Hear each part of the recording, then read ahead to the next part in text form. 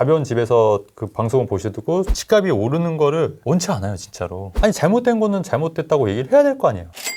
그 다음에 이제 네. 제일 중요한 거 뭐 그래서 네네. 1번부터 저희가 7번까지 했는데 네. 그래서 이제 8번이거든요. 맞아요. 네, 그래서 이제 하반기 네네. 내년 서울 집값 어떻게 됩니까? 그러니까 만약에 이게 모든 지역이 다 조정 지역이 되면은 어디 투자하시겠어요? 서울. 서울이죠. 그러니까 정책에 따라서 전국지게 다 조정 지역 될 판이에요, 지금. 그러면 다시 이제 서울로 회귀하는 거고, 그 중에서도 강남. 그리고 종부세 자꾸 올리면 사람들이 다 어떻게 하겠어요? 똘똘한 채로 갈 거 아니에요. 똘똘한 채면 어디로 가겠냐고요. 제일 좋은데. 그렇죠. 서울에서. 강남이죠. 서울, 강남이나 서울, 똘똘한 채로 갈 거 아닙니까? 더 양극화는 점점 더 벌어진다. 결국은 양극화는 초래하는 정책이 될 거다. 정책이 나오면 나올수록 저는 그렇게 보여지고요.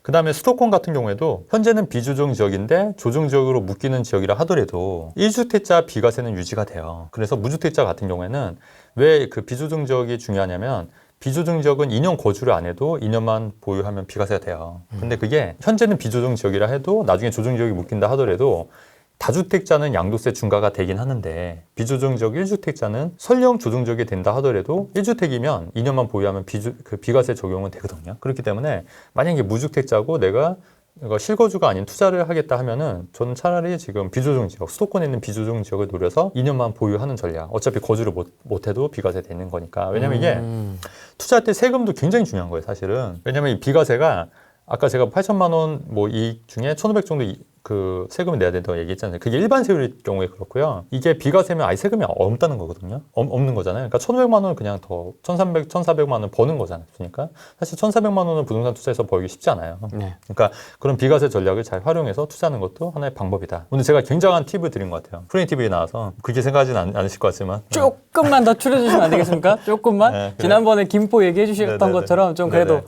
좀 아사모사하게라도 좀 네네네. 네, 조금 흘려주시면 네, 지금 비조정 지역 있잖아요. 수도권에. 그 지역을 조정 지역에 설령 묶인다 하더라도 무주택자라면 그냥 빨리 그 계약을 하시는 것도 괜찮다는 거 봐요. 대신에 이제 많이 오른 데 말고 좀 상대적으로 덜 오른 아파트들이 분명히 있거든요. 근데 그런 거를 지금 비조정 지역을 산다 하더라도 조정 지역 묶여도 비과세 되니까. 그리고 분명히 올라요. 그런데도 오르기 때문에 그런 거 투자하시는 것도 괜찮을 것 같아요. 좀 더 보충해서 얘기하자면 저는 사실 집값이 오르는 거를 원치 않아요. 진짜로. 그러니까 아니 저는 은색 말도 갖고 계신 분이 네? 어떤 거? 은색 말 근데 그냥 이렇게 올렸으면 좋겠지. 이렇게 급등하는 걸 원하지 않는다니까요. 그쵸. 급등하는 거를. 근데 왜 그러냐면은 이렇게 급등하게 되면은 이게 양극화가 더 초래되는 거잖아요. 그렇게 되면은 베네수엘라는 잘 사는 사람은 굉장히 잘 사고 못 사는 사람은 정말 못 살거든요. 그렇게 되면 나라가 망하는 거예요, 경제가. 근데 제가 나라가 망한 데서 살고 싶진 않잖아요. 내 자식들을 망한 나라에서 살고 싶어 하진 않을 거 아니에요. 그렇잖아요. 그러니까 저도 투자를 하는 입장이지만 이렇게 급등을 하는 걸 원치 않기 때문에 근데 오히려 정부에서는 오히려 이렇게 급등하는 정책으로 가고 있다는 얘기예요. 양극화하는 정책으로.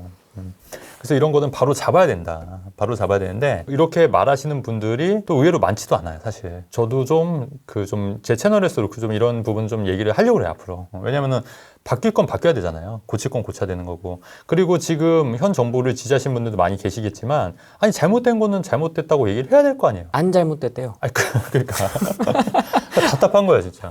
부동산 전문가인 제가 봤을 때 정말 잘못된 정책이거든요. 그러니까 부동산에 대해서 조금이라도 아시는 분들은 제 말이 맞다는 걸 아실 거예요. 근데 진짜 전혀 모르시는 분들은 이게 똥인지 된장인지 모르시니까 그냥 혼내준다고 하면 네, 좋아하는 거죠. 그러니까 근데 그게 아니거든요. 사실은 이게 결국은 우리 자식들한테 본인들한테 더 악영향을 끼치는 정책이라는 거예요. 그러니까 그거를 한번 저희 목소리를 낸 사람 저희 얘기를 좀 잘 들어보시고 본인들 또 생각도 있겠지만 한번 좀 이렇게 좀 섞어서 들어봤으면 좋겠어요. 근데 그럼에도 불구하고 최근 보면은 뭐 가벼운 집 같은 경우에도 구독자 수가 뭐 30몇 명이잖아요. 30몇 명이죠. 그러니까 그만큼 사람들이 제가 볼 때는 좀 무지하다고 해야 되나요? 무지한 게 맞는 것 같아요. 근데 최근에 또 제가 또 일화가 있는데 가벼운 집에서 그 방송을 보시고 저한테 오셨던 분이 있거든요.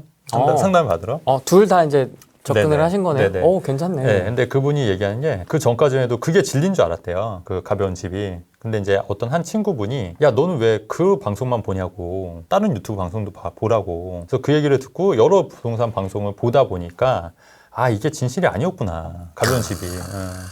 네, 그래서 결국 저한테 찾아와서 저한테 이제 그 부동산 과외식으로 지금 상담을 받고 계세요. 구원하셨네요, 한 분. 네, 그렇죠. 그런 입장이죠, 어쨌든. 근데 네. 그분이 느낀 게 뭐냐면 그동안 내가 속고 살았구나.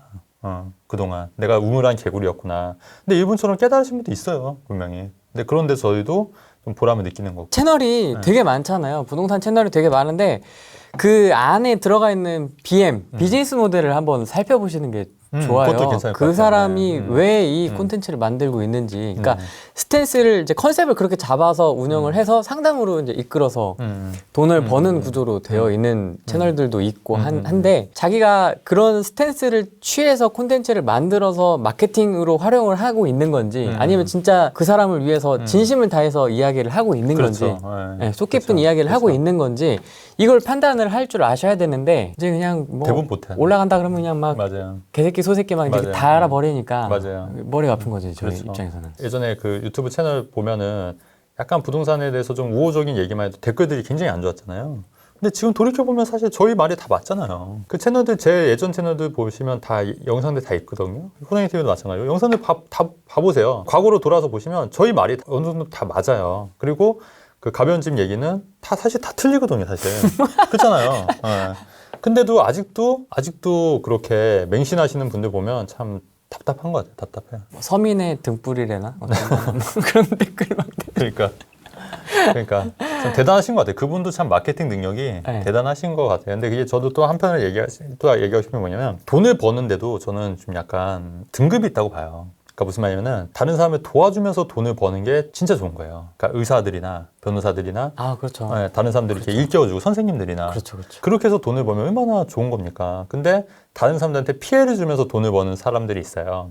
예를 들면 예전에 그 풍란로 외쳤던 분들이나 그렇죠. 네. 아, 그리고 사기꾼들이나 엄청 피해를 주잖아요. 그래서 이렇게 돈 버는 사람들은 안 되는 거예요. 사실은 저도 그렇고 많은 우리 후레인 TV에 나오는 분들을 보면은 다른 사람들 도와주면서 돈을 벌고 싶어하지 다른 사람들을 안 되게 하면서 돈을 벌고 싶어하는 사람들 별로 없을 거라고 보거든요. 그렇기 때문에 그 기준, 그 차이를 좀 잘 보셔야 될 것 같아요. 그 생각을 그런 거를 좀 잘 파악하시는 것도 중요하다. 그렇게 하기 위해서는 여러 채널을 많이 보셔라. 그쵸. 독식하지 말고 여러 채널을 좀 많이 보시면 좀 판가름이 되실 거다 이렇게 보여집니다. 네, 그러니까 후랭이 TV도 구독 안 하셔도 됩니다. 그냥 일단 한번 보시라는 거죠. 그렇죠, 그렇죠. 사람들별로 일부씩만 여러 편이 다 나오니까 일부씩만 간단하게 좀 보시고 구독 안 해도 됩니다. 뭐 구독 뭐 굳이 필요 없습니다. 볼라면 보고 말라면 말고. 그런데 이제 어쨌든 저도 좀 그렇게 도와주고 싶은 취지에서 시작을 하게 된 그럼요. 채널이고. 맞아요. 근데 또 그쪽에서는 또 그 무주택자들 도와주는 채널이라고 또 소문이 나가지고. 그러니까 그게 이제 그 정신승리죠, 말 그대로. 그냥 정신승리. 현실과는 다른 이제 정신승리만 하는 거죠. 그 사실 마약처럼 잠깐은 좋을 수 있어도 사실은 그 마약 효과가 떨어지면은 되게 우울하잖아요, 사실은. 그냥 그런 것 같아요. 하지만 우리는 좀 약간 입에는 좀 쓸지언정 길게 보면은 약이 되는 얘기들이다. 그렇게 저희는 생각합니다. 좀 기분 안 좋은 얘기도 하고 그럼요. 짜증나기도 네. 하고 좀 막 그런 얘기도 하는데 사실 그게 돌아보면 다 피가 되고 살이 되는 맞습니다. 이야기들. 네, 맞습니다. 이 혼란함을 겪고 있는 시청자분들께 한마디 해주시죠. 하나 표현하면 그 이 또한 지나가리다 뭐 이렇게 보여진 것 같아요. 경험을 많이 해봤잖아요, 저도. 뭐 그쵸. 2008년 금융위기도 겪어봤고 세옹지마라고 또 안 좋은 일이 좋은 일이 될 수도 있고 좋은 일이 안 좋은 일이 될 수도 있고 또 이것도 또 참고 기다리면 또 좋은 날이 올 수도 있으니까. 네, 오늘 여기까지 하겠습니다. 네네. 네, 고맙습니다. 네, 감사합니다. 네.